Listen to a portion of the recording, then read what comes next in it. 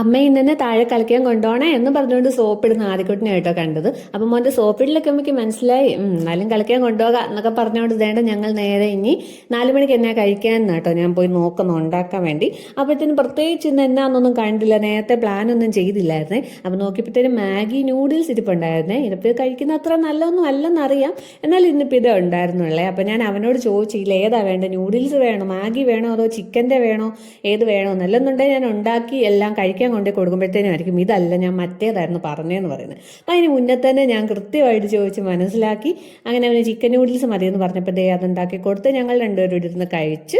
അത് കഴിഞ്ഞ് ഞാനിപ്പോൾ രാത്രിയിലത്തേന് കറിയൊന്നും ഉണ്ടായിരുന്നില്ലേ, അപ്പം ഇച്ചിരി ചെറുപയർ കുതിർത്ത് വെച്ചിട്ട് താഴെ കളിക്കാൻ പോകാമെന്നോർത്ത് പയറൊക്കെ വെള്ളത്തിൽ ഇട്ട് വെച്ചിട്ട് ഞങ്ങൾ തന്നെ കളിക്കാൻ ഇറങ്ങി.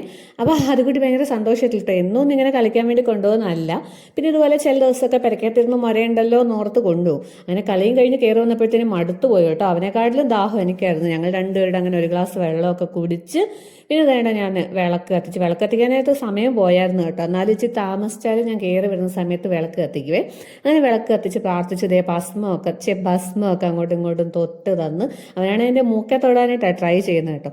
പിന്നെ നേരെ ഞാൻ കിച്ചണിലോട്ട് പോയി നാമൊക്കെ ചൊല്ലി കഴിഞ്ഞിട്ട് ചെറുപയർ വേണ്ട കുതിർത്തത് നന്നായിട്ട് കുതിർന്നിട്ടുണ്ടായിരുന്നേ, അത് നേരെ അടുപ്പയിലോട്ട് വെച്ച് ഇനി ഇച്ചിരി രസം ഉണ്ടാക്കാൻ ഓർത്തതേ പുളിയൊക്കെ വെള്ളത്തിൽ ഇട്ട്. പിന്നെ ഞാനാണ് ഇച്ചിരി എളുപ്പ പരിപാടി കേട്ടോ, ഇതിൻ്റെ കല്ലെടുക്കാൻ മടിയായതുകൊണ്ട് ആ ഒരു പാത്രത്തിൽ തന്നെ വെച്ചിട്ട് അതെല്ലാം ചതച്ചിട്ട് ഉപ്പ് നോക്കിയപ്പോഴത്തേനും തീർന്നിട്ടുണ്ടായിരുന്നേ. അപ്പോൾ അതും കുപ്പിയിലാക്കി കഴിഞ്ഞ് നോക്കിയപ്പോഴത്തേനോട് സ്പൂൺ അതിൻ്റെ അടിയിലായി പോയാൽ അതെനിക്ക് സ്ഥിരം പറ്റുന്നതാണ്.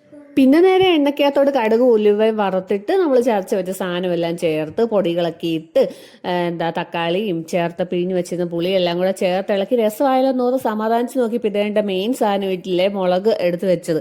പിന്നെ എന്താ ചെയ്യുക, നേരെ പച്ചയ്ക്ക് അതും കൂടെ അതിനകത്തോട്ട് ഇട്ട് കായപ്പൊടിയും ചേർത്ത് അങ്ങനെ രസമായിട്ടുണ്ട്. പിന്നെ കൈയോട് അലുമിനിയം പാത്രത്തിൽ സ്റ്റീൽ പാത്രത്തിലോട്ട് മാറ്റിയേ. അമ്മയൊക്കെ പറയും പുളിരസമുള്ള സാധനം ഇങ്ങനെ വെച്ചേക്കല്ലെന്ന്.